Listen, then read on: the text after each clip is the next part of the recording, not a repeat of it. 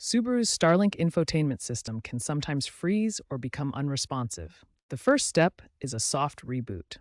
Press and hold the power button on the screen for 5 to 10 seconds until the system restarts.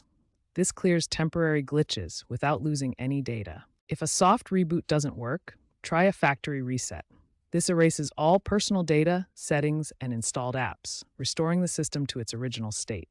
Always try a soft reboot first, as it's less invasive and often effective. Remember to back up any important data before attempting a factory reset. To perform a factory reset on your Subaru Starlink system for post-2018 models, navigate to Settings, then General, then Reset, and select Factory Reset within the infotainment system. You may need to enter your PIN if one is set.